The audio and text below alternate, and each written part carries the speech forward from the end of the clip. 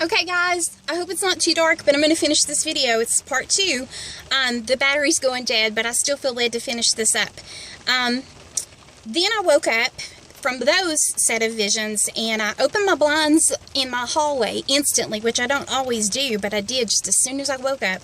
And the second I did it, just on cue, a truck drove right past my house, and all I could see, my first thing practically when my eyes opened, was a truck that said, "Shred it."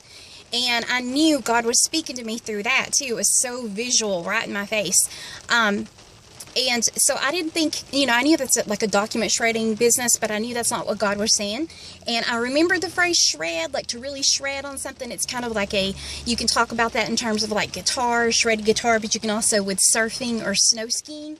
And so when I looked up what that can mean, it means to do something with exceptional speed, agility, or enthusiasm, despite harsh or difficult conditions. So that's encouraging because that fit a lot of the acceleration and the full throttle at the beginning that God had given me a vision of earlier in the night. So he seems to be repeating that, and I like that. Then God woke me up with this sentence. The area of your, well, because I went back to bed.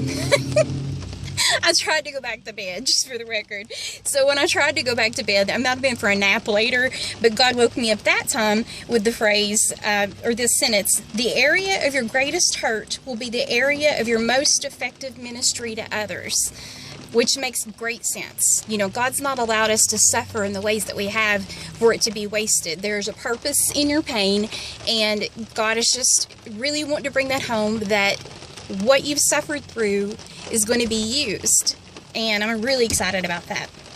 Then the next day, the next night, whenever I was trying to sleep again, this time, let me see if it died. Oh, it's still going good. It's the next thing that happened is God spoke the phrase, the other direction. Well, that kind of fits in with that river reversing that I mentioned in the video before this one. So a reversing. Well, oddly enough, this is really weird. God let me see like a bottle of Tide detergent. I don't know why. Maybe I do. Sitting like on a shelf at a store. And there were 3 words in a row. One on the top, one in the middle, one on the bottom. But the only one that I zeroed in on was the phrase where it said, it just said push. Push. So if you think of the word Tide, and I saw a meme one time, and somebody had turned all these bottles of Tides, and it says the tide is turning. It was like a bad pun. So I feel like that's what that was. Like God has a good sense of humor, that for the tide to be turning, and for that things to be going in the other direction, we need to push. And that could be pray until something happens, or that could be take some steps to push through and birth these promises that God has given us.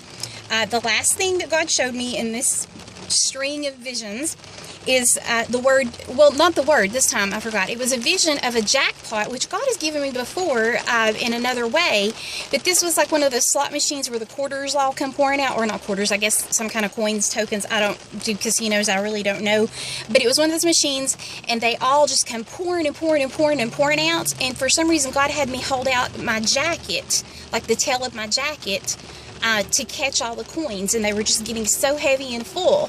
And I know that a jacket symbolizes an anointing or a calling or a mantle, and it was catching all those coins. This is the second time that God has spoke to me about a jacket, oddly enough, having anything to do with coins. There was something he showed me about sequins on a jacket, and there's a writing on my page about that as well. So I'll try to link that at some point, either in the comments or in the description.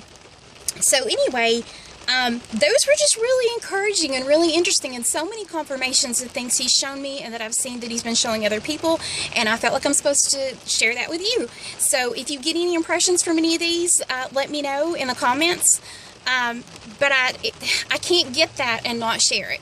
And if it sounds crazy, then, hey, my page name used to be Embrace the Crazy Girl, so I could live with that. So anyway, thank you guys. I hope that's an encouragement. Sorry I had to do this in 2 parts. And just God bless you. And please share with me anything he's showing you. And tell me if he speaks to you in visions or in dreams. Okay, bye.